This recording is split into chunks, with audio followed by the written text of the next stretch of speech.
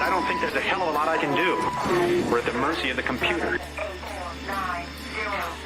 Got some magic happening. We're bouncing off Russian and French satellites. It may have faint signal. How exactly are you going to negotiate that? What magic wand do you have? And usually the answer is he doesn't have an answer. Now that's a cock and bull story if I ever heard one. How hard it is to admit the truth. Take him to the little room. Remember he said you can't have manufacturing jobs in this country?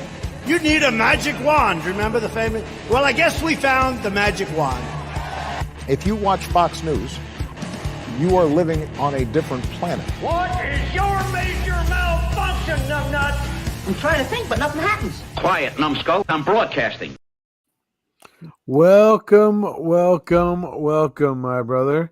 My name is Jim the Teach, and that guy over there is Joan Wick, the lawyer. Gonna have to fix that end sooner or later.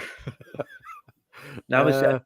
Namaste. And so today is the last Sunday before Thanksgiving, and we have up on the top of the screen there in the top left 99 days that Americans have been held behind the lines in Afghanistan, and we also Afghani nationals who were going to who have helped us out, who were going special visa holders, are still trapped behind the line. We still don't know how many there are. I heard one study said there was 10,000 of them.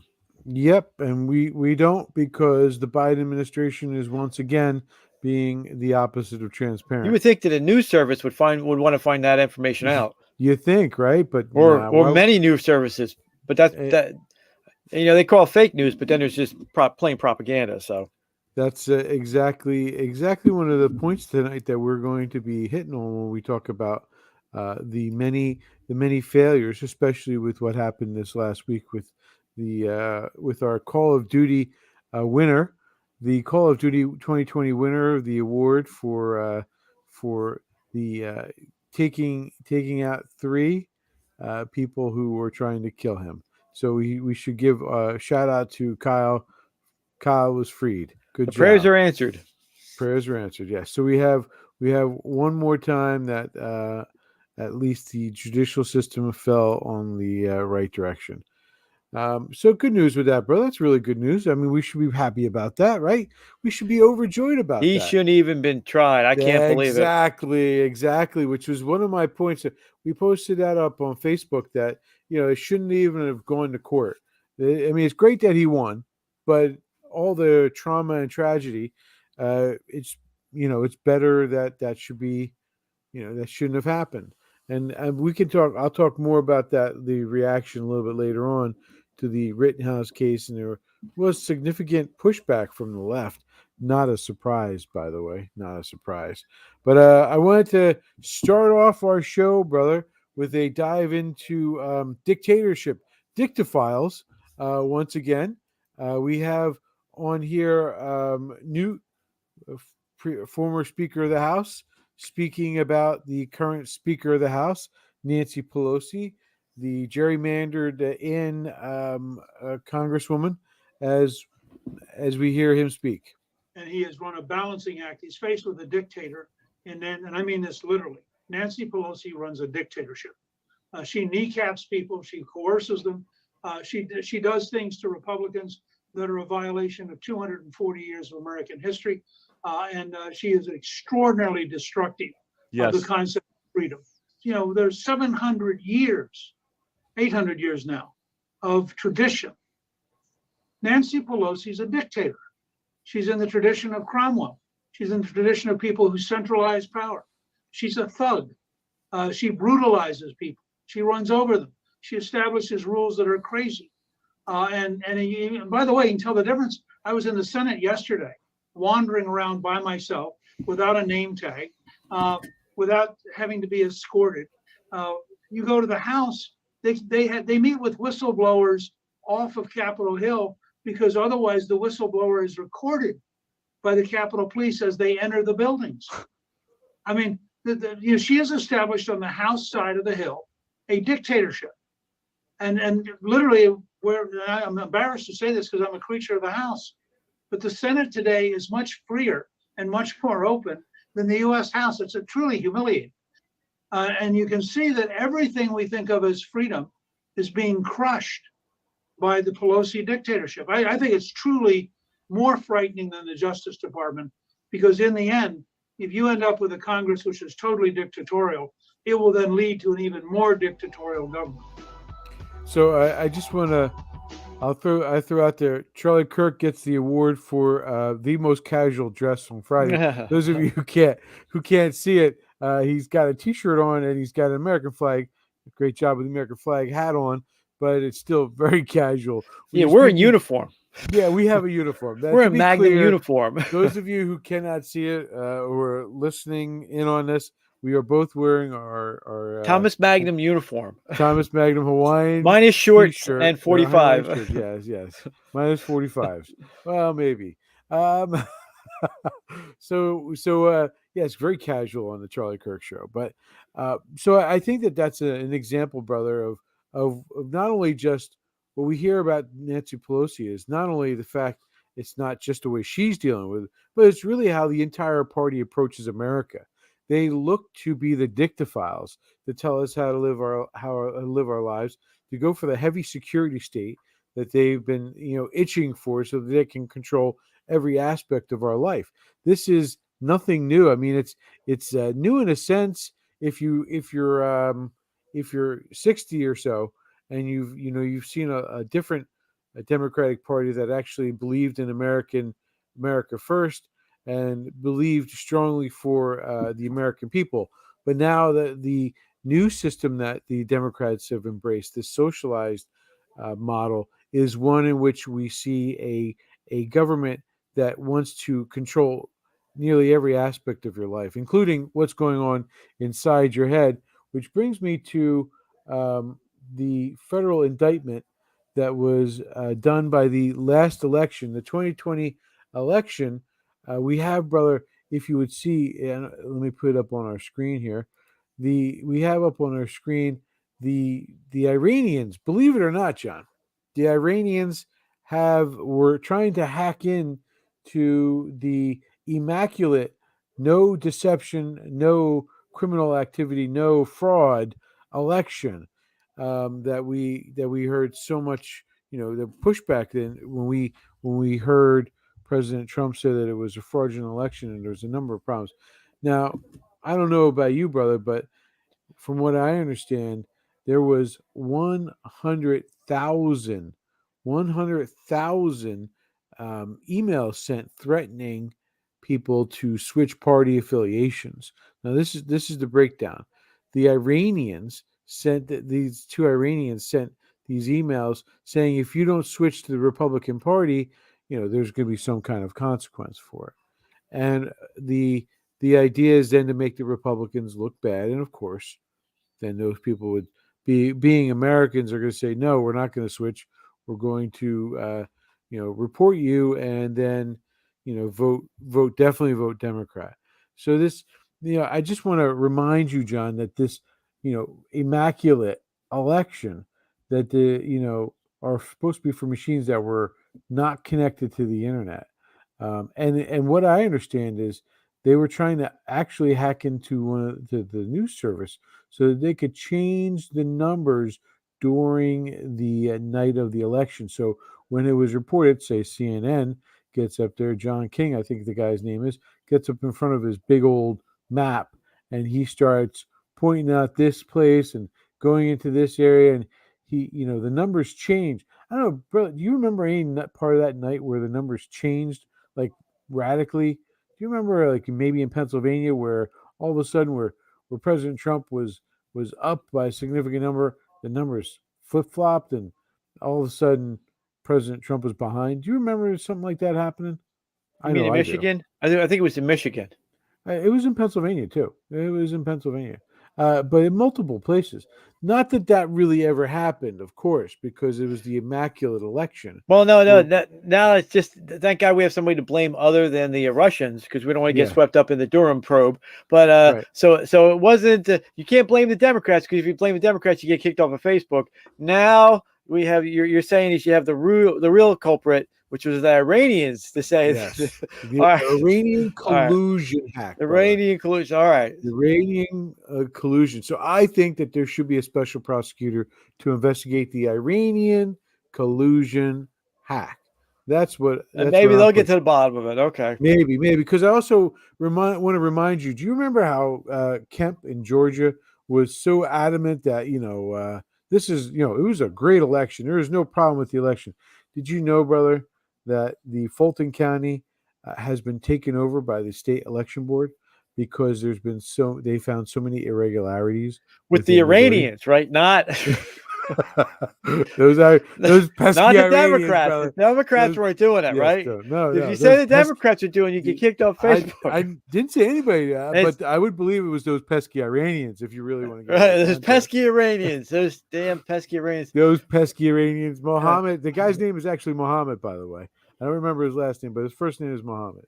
But he probably was involved in somehow because there's so many irregularities. But I just find it so interesting that Kemp was so adamant that there was nothing wrong with the results in Georgia, that how he flipped for the Democrats, the Iranians, how he flipped so easily, and now all of a sudden, 10 months later, it seems that we do have a problem with the Iranian election. So going forward, brother, for those of you who are out there, just so you're clear that we've had problems in more pesky Iranians, brother, by the way, in Wisconsin, where 250,000 mail-in ballots were considered non-appropriate because the people who were claiming that they were invalid and unable to go to the polls, illegitimately because of the rules that had been set by the election board, the Constitution, Wisconsin. Yeah. So that was something that was found by the Supreme Court in Wisconsin. Then you have in Michigan, you have a bunch of senior citizens who have a number of they have these people who are unable to unfortunately their minds are not what they were. And all of a sudden, people who couldn't even feed themselves are voting for the Iranian ticket and trying to get this message out. So I think, brother, what we could take away from that is the election might not have been as immaculate as they wanted us to believe. Well, it's a good thing we have that super expensive security state that intercepts all of our communications and has stopped all the terror attacks. Like the one down in Fort Hood, where not one but two secret agencies identified that Major Hassan had contacts and was going to go Ali Al-Kabar on down in Fort Hood because he was in contact with the Yemen insider of all that, and they didn't do anything. It's a good thing we have that security state. It's a good thing. They couldn't stop any of that pesky Iranian activity, but seems to have been able to spy on the guy coming into office and General Flynn. It's a good thing they were doing what they were supposed to be doing and not political attacking their political enemies. Just saying, don't want to put any misinformation out though. But it'd be one of the things to get rid of is like the TSA, all the FISA court, all the secret agencies, because it looks like they're being turned against the America. And let's face it, what have they done to stop anything? Yeah. What have they done to stop anything? It's interesting, brother, that you mentioned the TSA. I have this report. I'm going to play this this thing from Just the News here. We got this report. It's just a couple minutes, but listen, and it's connected to the TSA and the security state. Let's see if it'll play. Hopefully it'll play. It doesn't want to play. Technology at its best, folks. Let's refresh the page. There it is. John Solomon had are moving operation, very systematic. Are you surprised how developed these NGOs are in helping people get into the interior of the country? No, because look, they've been doing it for a long time. John, you couldn't have said it better. What I say, I put it simply, is that the NGOs, they are absolutely assisting the smugglers in completing the final chain of the smuggling operation. Without the NGOs, the smugglers would not be as effective as they are. Someone illegally enters, they're released by the Border Patrol to local communities because they're forced to, and the NGOs take over from there. The NGOs are the Catholic charities.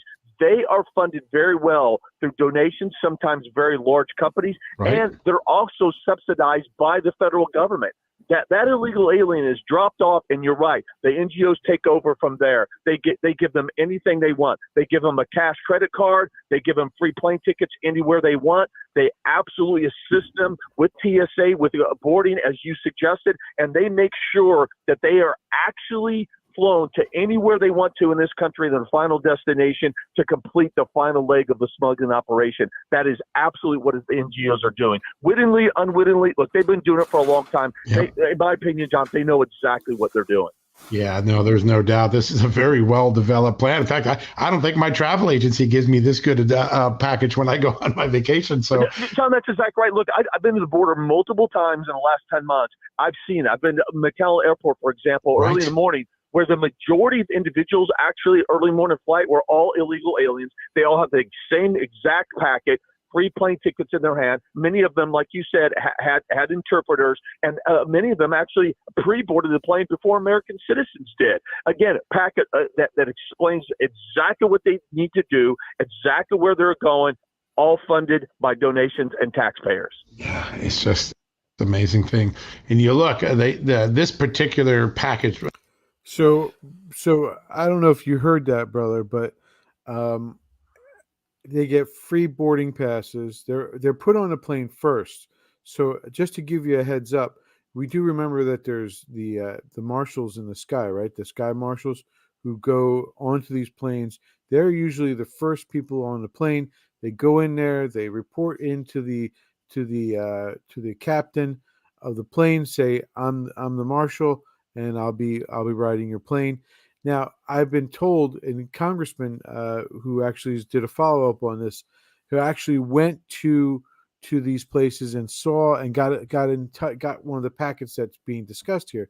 He actually, pointed out that when these marshals are going on the plane, they're already seeing these illegals sitting on the plane, and so I know that they know that that's the marshal. That's the only armed person on the plane. Now, these are people that have not been vetted. They have no ID. When they go to the TSA that you mentioned before, the TSA gets a piece of paper that says this person doesn't have ID, and this person doesn't need. Good thing to they don't have want to blow a plane up, right? Right, exactly. Just give them a pat Unbelievable. down and let them on the plane. Now, they're escorted. Why by the even way, bother? By the way, brother, they're escorted by interpreters. They have all kinds of assistants. They have people probably carrying their bags at this point because that's how far along we've gone. Listen, the FISA courts got it. They've been tracking them. 20, 30 million. We're going to wake up one day and they're going to have a big map with where every illegal alien has come over. I'm telling you, the security state. Well, brother, they do have. They do let them go wherever they want. They pay for their plane ticket wherever they want. So, John, how would you like to go to Florida? How would you like a free trip to Florida? All you got to do is figure out how to cross the border, lose your ID, come over to cross the border again, and say, "Hey, I'm an illegal. I want to go to Florida." Well, and they'll fly you there. What is it? 2 trillion, 6 trillion spent on making America safe after 9/11. 2 trillion. How many trillions? The giving up of all of our rights to privacy, and how many more illegal aliens have snuck into the country past our super secret forces? 2 million. As of right now, they're estimating 2 million this year, brother.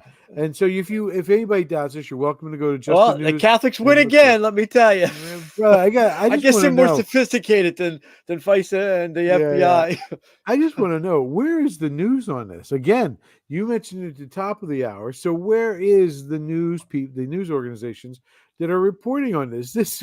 You would think that this would be big news. People who have no ID are being waved on board ahead of everybody else, by the way. So, thank God they're only here to steal our jobs, and they're not going to try and kill anybody. Except for we have no idea where they came from. That's the thing, because we know that when some of the people that have tried to get across are very, very bad people. Now, I'm not just talking about the rapists. I'm not talking just about the rapists or the murderers or anything like that. I'm also talking about the people who want to destroy our country are crossing the border. James, it's a free-for-all. James, if you think about it this way, though, all the people that are coming, all those people coming over the border, they aren't nearly as dangerous as the twits that are running around as Democrats today. They aren't nearly as dangerous. True. These guys just want to steal our jobs. We shouldn't even be talking about them. That's a good point. I didn't even think of it like that. They are the less harmful. These creeps aren't selling out our grandchildren. They're not selling out our country to the Chinese who want to dictate us. They're just stealing our jobs. Yeah. Yeah. Well, and so that's all I have for now, brother. I mean, we're going to go on to the consequential knowledge. Yeah. The great. As we're not a white supremacy show, is our favorite economist is Thomas Sowell, spelled Sowell, but with a lot of soul. Without a doubt, he's a super genius. He's wrote the greatest books. If you're ever going to read a book on economics, read his books. But he had a great definition that I've stolen and I've always thought of as one of the keys.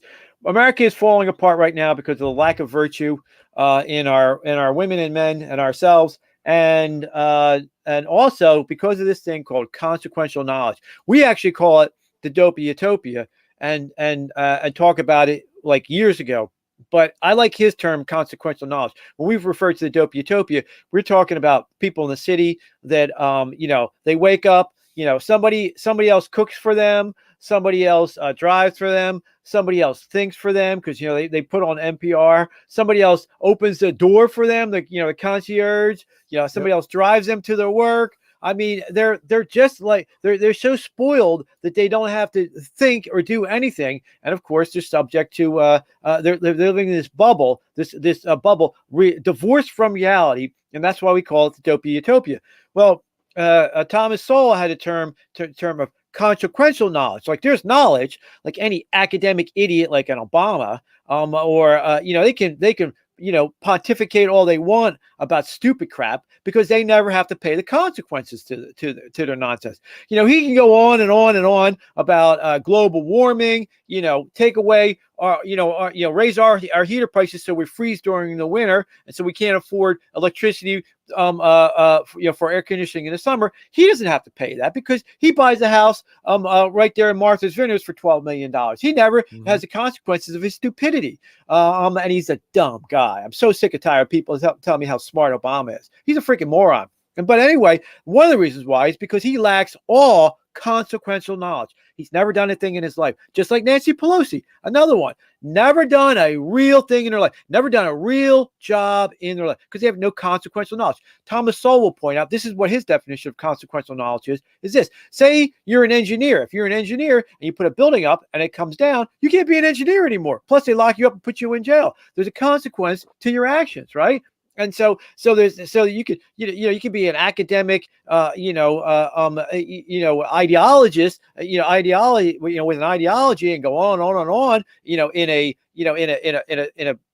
a school as a professor, in some university or think tank or something like that. Never pay the price. But what makes the engineer, what makes the person, the common sense, and this is why he then says that's what is the basis of common sense. What makes them different is that they have to go about their lives, and that when they drive recklessly, they have an accident. When they don't pay their rent, they get thrown out of their house. When they show up late, they get they lose their job. There's a quote consequential knowledge and this ideology knowledge. And so it comes up because. It came up because now I'm going to segue into almost a completely different thing, but there's a reason. Two of the cases are coming up in front of the Supreme Court this term. One of them is the gun case that we talked about, the New York City gun case, where the New York City has got this draconian rules where you're not allowed to have any guns at all. Okay, and then the other one is the Mississippi abortion law. It's Mississippi law. They banned abortion after 15 weeks. It's Dobbs versus Jackson's Women's Health. And now this is for. I mean, they've been nibbling it. They've been playing the games. Basically, there was Roe and Doe. Roe said, it divided it. The states can do it at the third trimester. The states can't do anything in the first trimester. It's up in the air. Maybe they can, maybe they can't in the second in the middle trimester. Then they had a companion case, Doe, but there's a mental health exception. All right, and then time would go on to Casey and that idiot Kennedy and O'Connor, and those morons. So it wasn't a real decision. It was a plurality decision. It wasn't a full decision. But they said, oh, mental health of women, the health of a woman trumps all, so they can abort and kill babies all they want. But it was a plurality decision. This Mississippi law is the first out and out assault on that, because it puts all the cards right on the table. Now, it's not the Texas law, which is a little bit different. But it's the first one up is this Mississippi one. And why? Well, why is that a big deal? Well, it's a big deal because now for the last 50 years, we've been sold this good from the so-called conservatives that all we have to do is get our right Brahims onto the Supreme Court and we'll get it turned over. And so all those poor right to lifers, my daughters, my kids are out there, if we just try hard, and agitate for the Republican Party, we're going to win, right? And so now we have three nut job leftists. You got the three solid, the only real historian on there, Thomas, Gorsuch and Alito on the conservative. They're the solid conservatives, libertarian, but they're on there. And then you have the three in the middle. Now, you have John Roberts, who somebody must sue me. Let him sue me. Somebody must have he must have diddled something or done it. Somebody's got some blackmail on him. Then you got good old Kavanaugh, who should know better. And then you have Amy Coney Barrett. And in the last oral arguments, they're making bleedings that would seem to indicate that there's some kind of moderates. And now, if this isn't an out and out in both of these cases, slam dunk, no, you're not allowed to touch this. The Second Amendment is the Second Amendment. You're not allowed to touch it.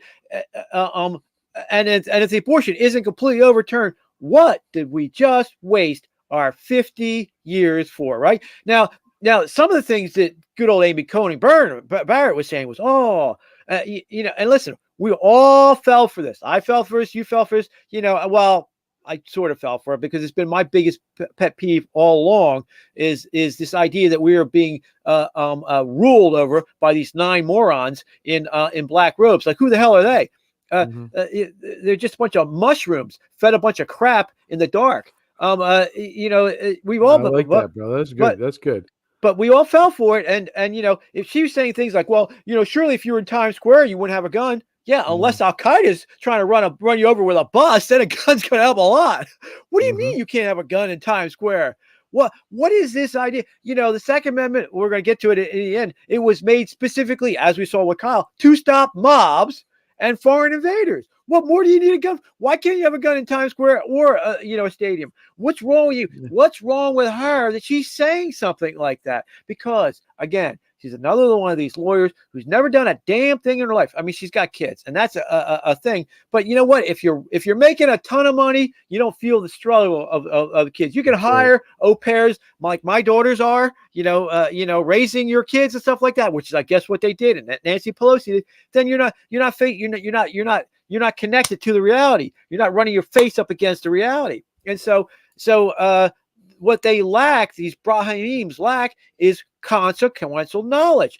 They have security taken care of for them. They don't have to ever worry about that. They don't have to worry ever take a trolley or take the elevator and worry about their kid is on the elevator getting raped in Philadelphia, God forbid, because nobody's going to do anything about it. They don't have to worry about any of that. It's all taken care of it. And so they lack the consequential knowledge. And so I'm hoping that I'm going to be wrong on this and that we're going to get 2 slam dunk after all that work, because we now have 6 Republicans versus 3 nuts we should be getting solid conservative opinions supporting the Second Amendment and your right to live. But we'll see. Now, I did want to go on for that to segue into your other thing is about the secretive state. You know, we've had 20 years of the TSA molesting little grandmoms. What stopped the good old well, if you take a plane, that's the ultimate in federal control, right? What stopped the terrorist attacks on planes? What stopped it? Was it the TSA and pat downs? Nope. No. What was it? You know what it was? Flight it was every single Flight person 94 on that plane. Flight 94. And let's roll. The terrorists. Yeah. Once now, what would be better if we got rid of the TSA? If we decided to do, as we said way back then, arm the American citizens. If you can't trust the American citizens, you can't trust anybody. All right, and it's all over.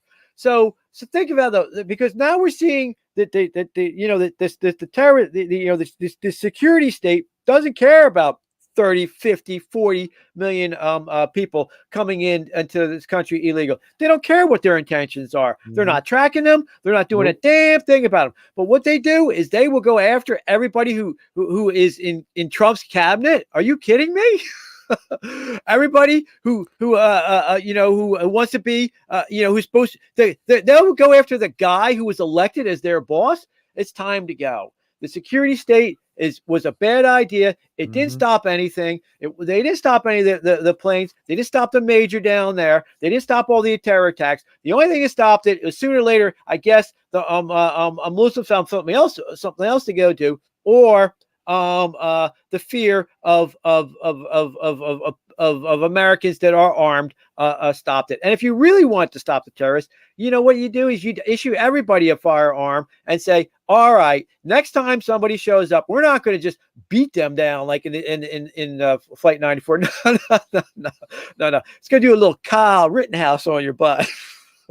And then we won't have to spend trillions and trillions of dollars on foreign wars and that we run from, and security state that does nothing but steal the freedoms that God gave us. And that's our beef with consequential knowledge, and why we should get rid of the Supreme Court. If it doesn't, I'll just add on a couple of the thoughts that we had.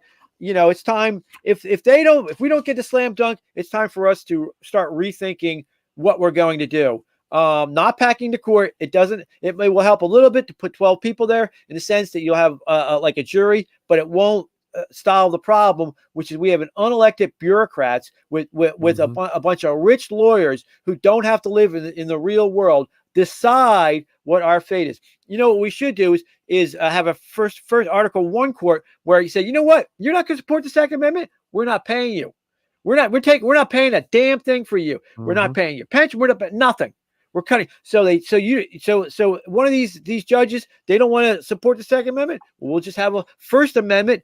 We'll have a first article, an article like the Congress, court. They can impeach him, but the second, the president, say Trump and against, he'll have a Article 2 court, and we'll say we're going to not pay you because you're not doing your job by supporting the Second Amendment. You can't be more clear, and you're not going to do it. Things like that. Maybe then they'll have a consequence to their actions, and they won't be so quick to throw away our rights that they don't have to. The only reason why they do is because when they go to their soirees and their big fancy country clubs, they won't hear it from all the commie mommies going, "Oh, I can't believe that people have guns. Ew, they don't need them." Like they're like the freaking royal house of Windsor or something.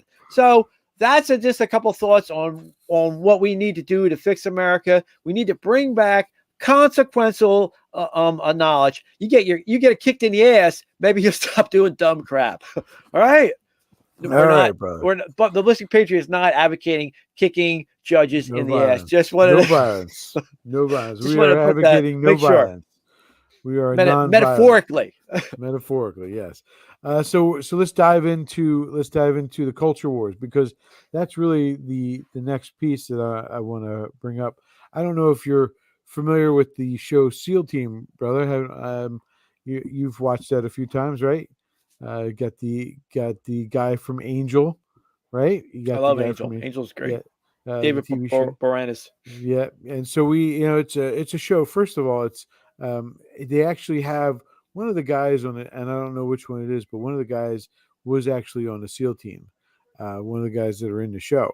So they have a lot of knowledge about what happens, and they have these guys train very, very vigorously. What you see is effort of months and months of training, just like the teams do. And so I mention that because it's a show that's wrapped in reality in some respects.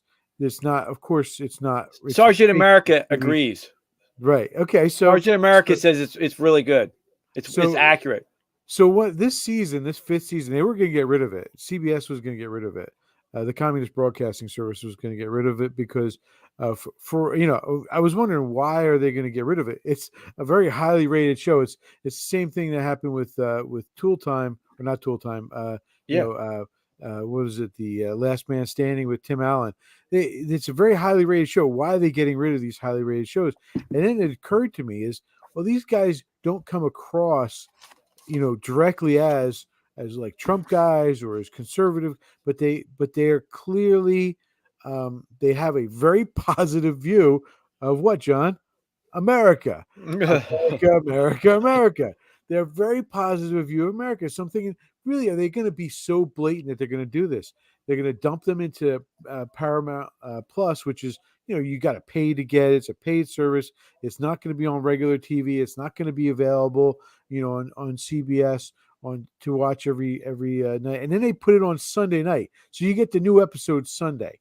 It's like they did everything they could to try to kick it out of the well of being watched. And then I watched 3 episodes back to back, and I got to tell you, then it all became clear 100% why they're trying to get rid of SEAL team. Because in the first episode they went to 9/11. They talked about 9/11. They talked about the roots. They talked about why they joined up. They talked about what happened on 9/11. They were at New York City. They went there. They saw the memorial. It was a very touching episode.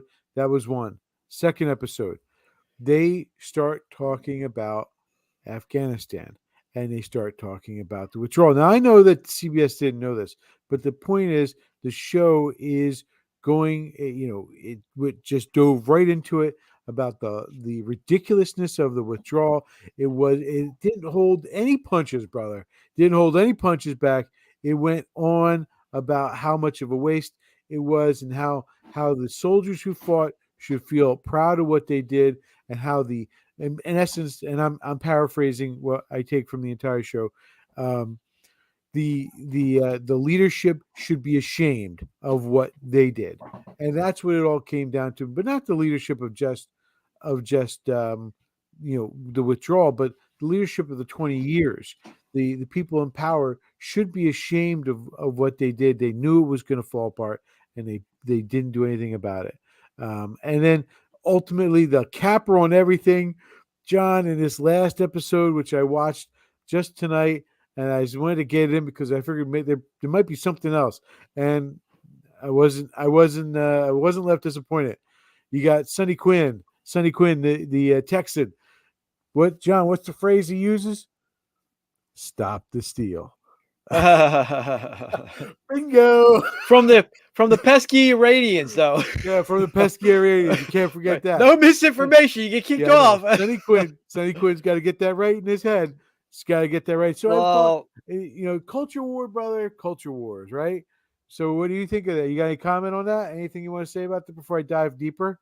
No, go ahead. Dive deeper. So I wanted to think about. So since I will now, why do we have this ideology that it's bad to like America? And I got to thinking about it. And then, brother, I was given a gift not only by Kyle's victory, but I was given an added gift by watching the head of the union, my union president, the president of my union, Sean Spiller.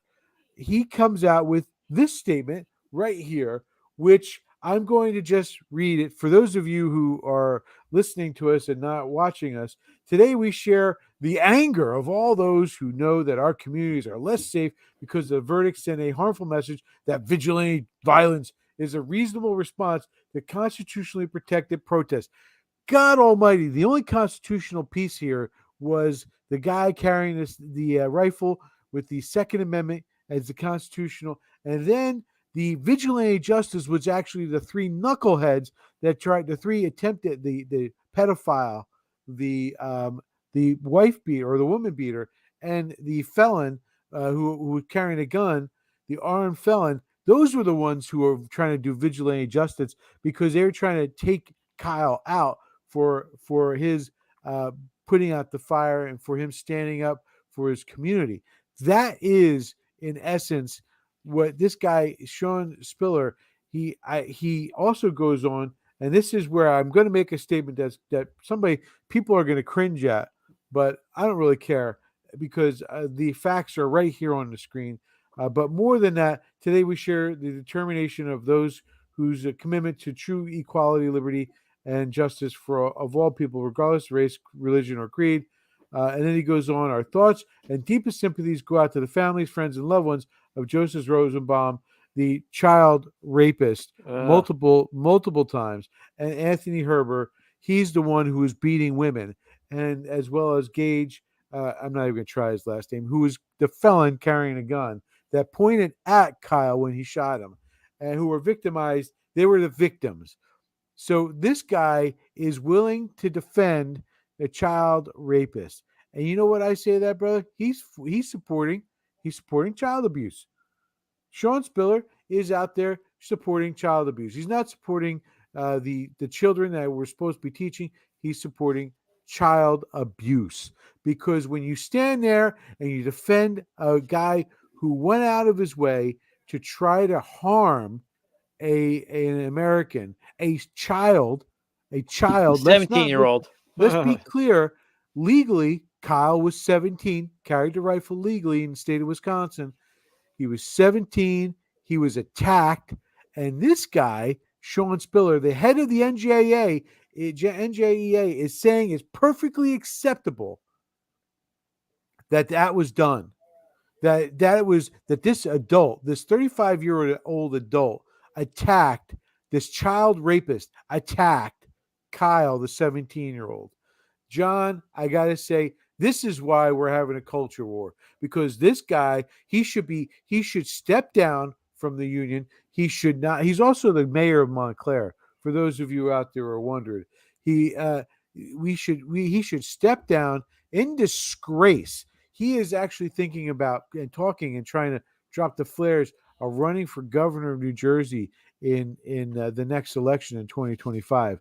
God help us. This guy's already done enough damage. And I also want to point out the top 6 people individually make 7 times. The top 6 people, the NJA, make 7 times what the average teacher in New Jersey gets paid. And so, brother, I'll point out to you, you mentioned consequential knowledge in your previous segment, because these people who get help putting on their pants, they don't put their pants on the same way we do. They get help putting their pants on. They don't open the door the same way. They get somebody to open the door for them, whether it's the car door or whether it's the door to the hotel or the house, the building that they're living in. They're not like us. This guy's not like us. They can't like push the button. American. Somebody else pushes the button for him on the elevator. Exactly. This is the ridiculous. These people, this somebody guy cooks here, for them. and somebody watches their kids. Somebody takes care of their kids. Exactly. Somebody raises their kids. 6, John. These 6 guys, these 6 people at the top, they make more 7 times. They're not the teachers of New Jersey. I know there's a lot of leftist teachers out there, but there's also a lot of teachers like me who stand up for America and will not teach the radical nonsense of the left. And I know, I wish there was an alternate organization that I could go to that would be able to fight and protect the teachers. Because I'll be honest with you, brother, I have seen admins go after teachers. I've also seen the cases where the teachers have been targeted wrongfully in many cases, and I know that it's, people don't like to defend the union, but the problem with the union isn't unions. We as Americans don't mind unions, people being protected in their jobs that from abuses. We don't mind that. What we have a problem with is the leadership of the unions who cut the backroom deals like this guy does, who do the horrible things that make that sell out. I don't want my money to support Murphy. I don't want my money to support Democrats. Why is my money going to them? Because I have no choice. If I had a say in it, that would be better. Why is my money supporting those clowns? I don't want that. But how else am I going to make a living? So I know that there's a number of teachers I know personally that have that same problem, and they are upset by that. So we are fighting a culture war, and many of the unions have been hijacked by these cultural elitists, these elitists like this guy who thinks it's okay to call a child rapist a victim when he's trying to attack another child. This is where we have to draw the line in the sand. And as a member of the NGA, I draw my line in the sand. I will be writing a letter to him complaining about it from my position as being an NGA member, and I'm going to try to get as many people else on board to sign that too. So that is I think that's enough for me. I'm going to pass it off to you now, brother, for your Second Amendment conversation that you wanted to have. It's the anti-history. So now that the mob didn't get Kyle, you're seeing a resurgence of the fake history masquerading as history. And just this week, there was an article from Saul Cornell in the Slate about there's this continuing attempt to gin up fake history, just like there was a continuing attempt to gin up fake statistics about to support the anti-gun religious cult that's out there now. There can't be anything more sure. But the latest attempt is this little perversion with a twist. They're saying that there's recent scholarship that's shown that there were plenty of laws that that modified where you could have guns and not. Yes and no. And they're looking back to England, of all places, and saying, oh, look at all these laws in English common law that modified where you could have guns and not. And you think about that for a second, and you go, yeah, but they're the freaking morons who lost the Revolutionary War. John, didn't they end up showing up at Lexington and Concord trying to take the guns there? Wasn't the Revolution War started as a gun grab? Exactly. Yeah, and they lost. So why would you think that that's what the founding fathers meant when they wrote the Second Amendment? See, but this is the fake history. And what they do then is they dance throughout history about all the other gun laws that because there's a thing that one of these days I'm going to write a book on because they didn't have Lexis and Westlaw back then. You had a lot of things go by lawyers and judges because they didn't know any better. And so you get a lot of laws that were where you would go like, really? Didn't you notice that? Because they didn't have the resources you have today. Today, you push in your search, you come up with a Westlaw, and you go, oh, look, all these cases, and you can see it again in history, it's like some lawyer would know something like, implicit overrule or something like that. And you can see it, in Supreme Court cases for a while, and then it would disappear. And then another Supreme Court justice would have it. You can see that because, we didn't have that open source intelligence we have with the internet now. And it was literally stuck in somebody's head.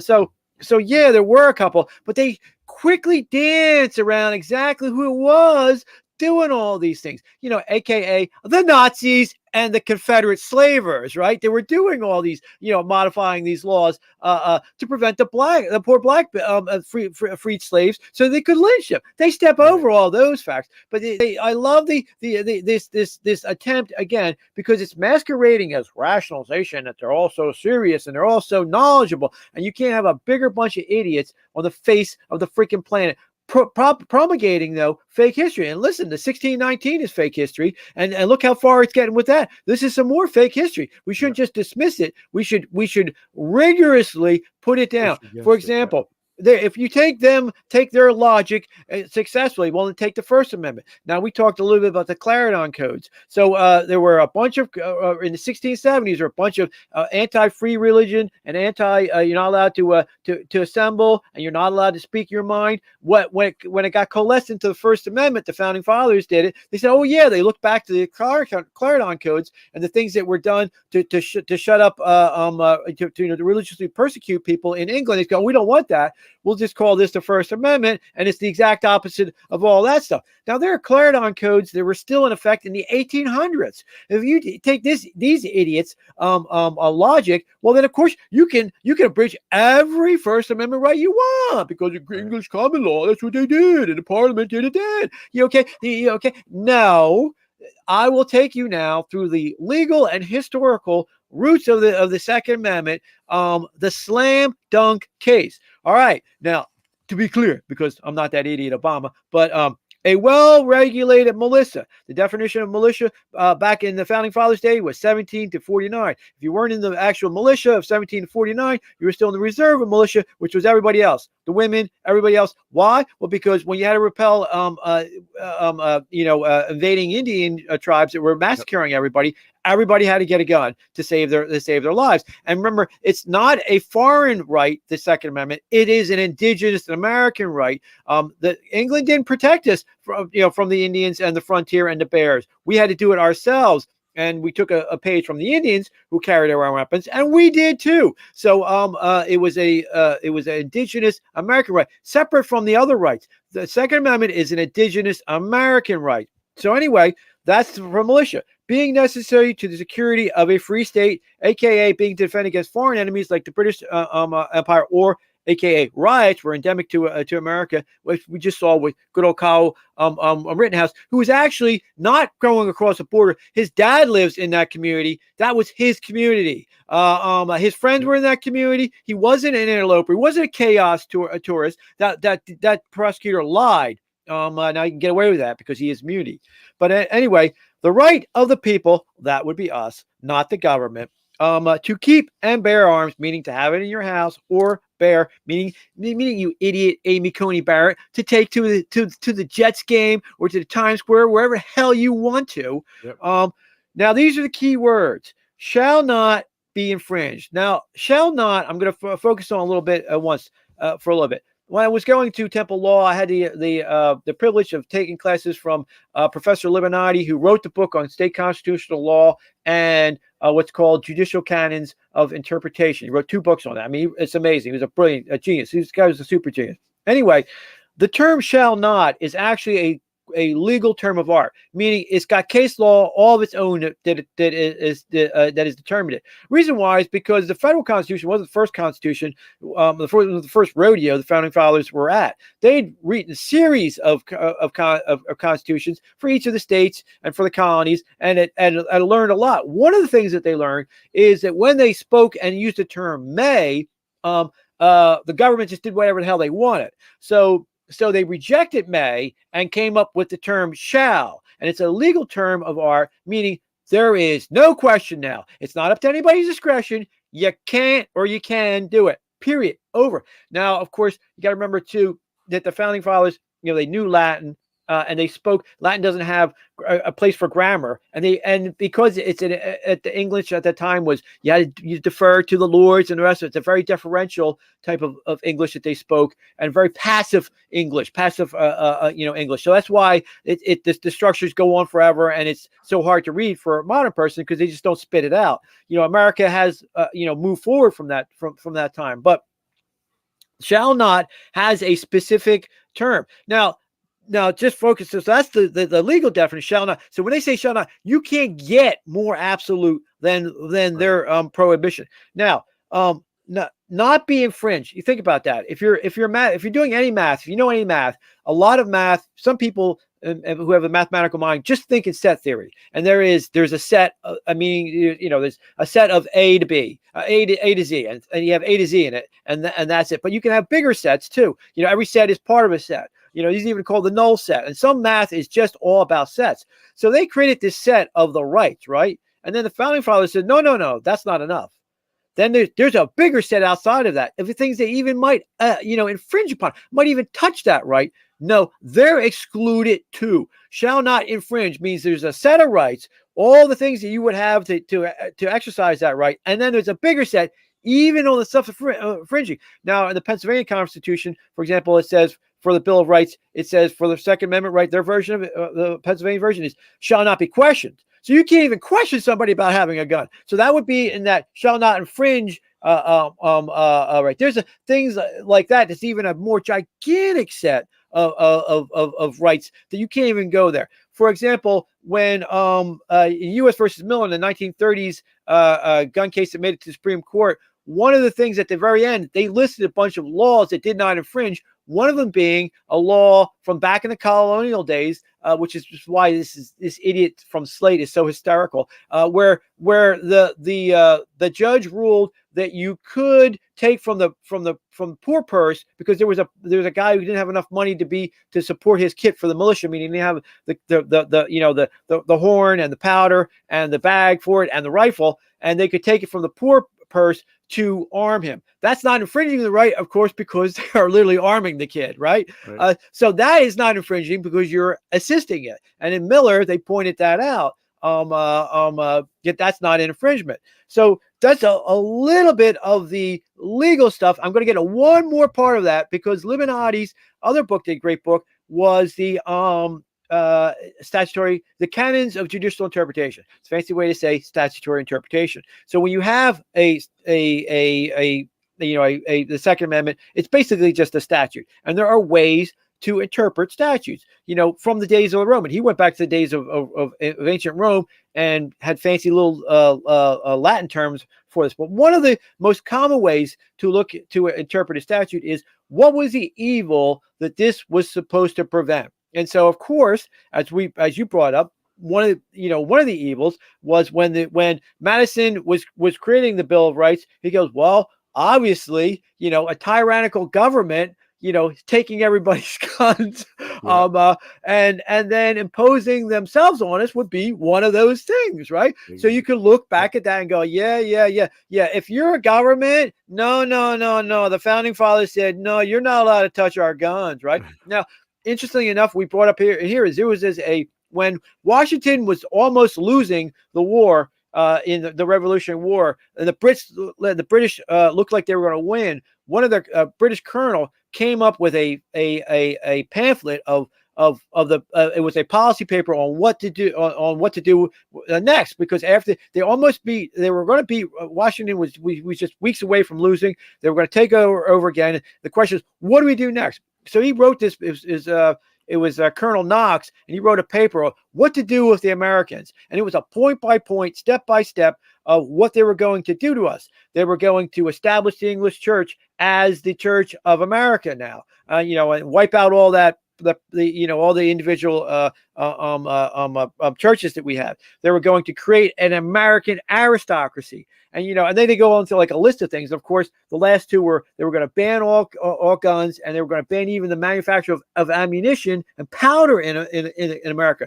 Well, anyway, if you look at all those things, that's exactly the Constitution, right? You could track, like we have a constitutional provision against, an aristocracy, right? A hereditary aristocracy. It's literally one of the documents that they use to go, we're going to do the exact opposite of this.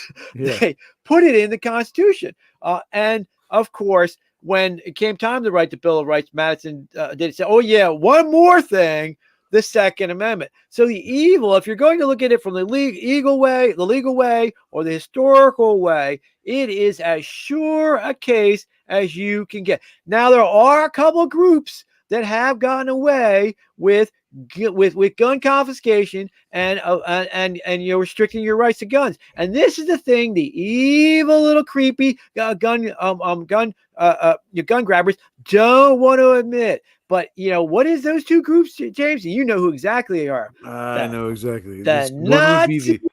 The Nazis and the Democrats. And the Democrats, right. The Democrat slave owners down south, right. When they were prosecuting but before they didn't want any slaves to get guns, and then after they lost the war, they didn't want to get any freed blacks to get the guns to stop them being lynched. And the great Ida Wells, one of our heroes, had said every house should have, to stop the lynching, every black family's house should have a Winchester, right? And so they don't want to bring that up. The Democrats have been gun grabbing for a long, long time. And of course, the Nazis took all their great work and applied it to the Jews in Nazi Germany. And then it came back to America in the form of the 1968 law from that scumbag Dodd and his father, Senator Dodd. There are two Senator Dodds. Those idiots imposed it again. So the left doesn't want to tell their real roots of their gun grabbing history. And why do they do it? Listen. These are a bunch of freaks and creeps. They really are. When they see a Nazi movie, they're rooting for the Nazis. I swear to God, they get all jazzed up about all the things that the control they have and the cattle cars. That's why they like trains so much, right? They get jazzed all about when they see movies about slavery. They go, and when I say jazzed up, I'm really meaning the other word that sounds like that. They just go off on this. That's why we call them the dictophiles. They're just in love with this dictatorship in a very sick, perverted way, right? This is so you're a gun grabber. You're a pervert. There's something wrong with you. And I always look at them. If you ever remember the Yellow Submarine, the cartoon with the Beatles, they're the blue meanies. They see a flower and they just jump on it, they just stomp on it, right? Any bit of freedom, they just stomp on it. That's the real secret of these perverts. So now it's almost time to go. It was a great week for Kyle Rittenhouse. I think we should really upgrade him now that he's won. I always have my kids. There is a level beyond Call of Duty winner. Yes. I've had my kids. My favorite. I watch. Every summer I make my kids watch the great Audie Murphy in his movie. Why do you watch Audie Murphy? The movie, number one, it's the greatest war movie there is because it literally had Audie Murphy in it, and he was the kid who did it. But there's some life lessons in it. The life lessons of Audie Murphy are number one, the correct way to assault a machine gun ridge held by Nazis, which is you work your way to the flank, you go up the flank, you hit the machine gun on the flank, you kill them, take that machine gun, and then you machine gun not the Nazis the flank. That's the correct way to assault a perfectly held ridge by Nazis when they have machine guns, right? But the other way, the lesson in Audie Murphy, of course, is that doesn't matter the size of the dog in a fight. What matters is the size of the fight in the dog. Audie Murphy was a little guy. He couldn't get into the Marines, so he found something better to do, which was to join the army and kill Nazis. And then the third great lesson of Audie Murphy that I make my kids watch every summer is who taught Audie Murphy how to shoot Nazis? It wasn't the U.S. government. Audie Murphy could shoot because he learned to shoot, because Audie Murphy taught Audie Murphy how to shoot. Why did we win the World War II and the Revolutionary War and every war we've ever been in? What makes America America is it's not some idiot from the government telling us how to do something. It's ourselves. Audie Murphy taught Audie Murphy how to shoot, and that's why he was so good at it, and that's why he could kill Nazis so well. Right. And so all you socialist scumbags out there who want to take away our right to to raise our kids the appropriate way, just remember, screw with Americans at your peril. I'm not saying anything else. Just screw with Americans at your peril. Non-violently. Right. I would also remind you too, brother, that this wasn't the first time that a rifle was used in the defense of somebody. If you go back to the riots in L.A.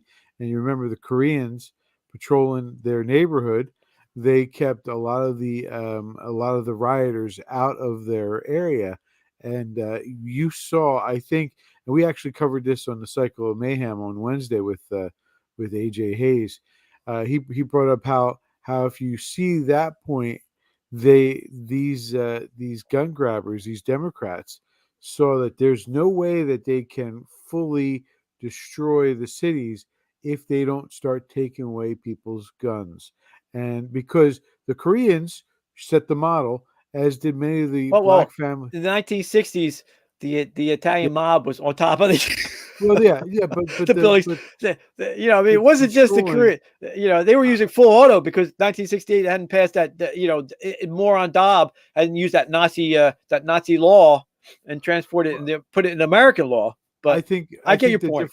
I think the difference is it was televised. Like you saw the news actually reporting about how the Koreans were patrolling. They were actually shooting at people who were coming into their neighborhood to cause violence and defending their property. So I mean, we go from that to Kyle all by himself being attacked by multiple attackers. Why do you need an AR-15? AR-15 beats mob. AR-15 with the 30-round magazine, brother. Let's not forget. Hey, he only used 8 rounds. That kid is amazing. That's why he should get the Audie Murphy Award. That's why you got to upgrade him. He gets the Audie Murphy Award of the year for this year. I thought he was getting the Truth, Justice, and American Way award. So I mean, are we giving him a double award? Can we give him the Audie Murphy Award? We should build definitely for his. Yeah, definitely for shooting socialists, because I mean that's what a Nazi is, right? Yeah. Antifa was in the street. They were right. That's the thing too. Is those scum were burning down that city, right? And they were just an Antifa, a mob. You know, a mob of nerdy wells out there doing it. It was mostly peaceful. I will say, mostly peaceful. I will end the show on this. I think that one of the things that the Rittenhouse trial did identify is it very clearly drew a line in the sand. I know that there's been a number of people who have actually, I said to them, watch the video, watch the video, look at the video, look at the actual trial. And I can tell you that I know personally, I'll relay this story. This husband, wife, the wife is they're both very adamantly Democrats, very big time Democrats. And the wife is going on and on about how this was racist outcome, blah, blah, blah, going on and on, you know, what you would see from CNN or something like that. And her husband chimes in. He says, listen, I watched the video. I actually listened to the trial. It is there's not a clear-cut case of self-defense out there. That's why he goes to her, he goes, and I'm as liberal and left as they come. And so my point is, I think this is the time where there's this line in the sand where these Democrats who are the middle, the actual moderate Democrats, the ones who don't want to go for the socialism, they're seeing the news for what it is, for what we've seen it for decades now. I think Viva La Fry called it the jagged red pill. He called it the jagged red pill. It's very jagged. But the truth is, Viva Fry is cool. They're great guys. It's the truth is we have it's a completely new landscape, and you're not going to get like the NJA president. You're not going to get him to see it because he's part of the apparatus that keeps the left moving. He's never going to change his mind. He's going to stick to those guns no matter what. Whereas the average, those people you were talking about, brother, the average American, the ones who actually do put on their own pants, the ones who actually do push the button to the elevator and open their own doors and pump their own gas, those are the people who are going to say, yeah, maybe there's something fucking screwy about this. All right, it's 106, so. All right. You live in New Jersey. You don't pump your gas either. I would. Hypocrite. To be clear. No. To be clear, brother. I live the same distance that Kyle lived from the state line for Wisconsin. Right. So I drive across my community. Truth, justice, and the American way. I go to and by the way, brother, according to CNN and MSNBC, when you borrow my truck to go up to Tractor Supply, you are crossing state lines. I hope you knew that when you did that. All right. On that note, God bless America. Make sure you like and subscribe our channel. Make sure you stop in on Wednesday to see the Cycle of Mayhem with AJ Hayes. And God bless you. Every Sunday night, you'll see us, and check us out on the podcast. I don't know what the code is going to be, but we're going to be on iHeartRadio. We're going to be on Apple Radio and Spotify. But please make sure you get the information out there. This is the only way we can take back our country. Take it back by pieces, and we have to control, get the message out there so everyone can hear it. The more people hear it, the more likely they're going to understand that there's an alternative view to the lies they're being fed in the mainstream corporate media. God bless you, brother. God bless all my friends. God bless America. Oh, it's all good. Because it's all good, my babies. All right, because God loves you. 2, 5, 7. 2, 5, 7. 1, 2. I don't think there's a hell of a lot I can do. We're at the mercy of the computer. 8, 9, 0. Got some magic happening. We're bouncing off Russian and French satellites. It may have a faint signal. How hard it is to admit the truth. Take him to the little room.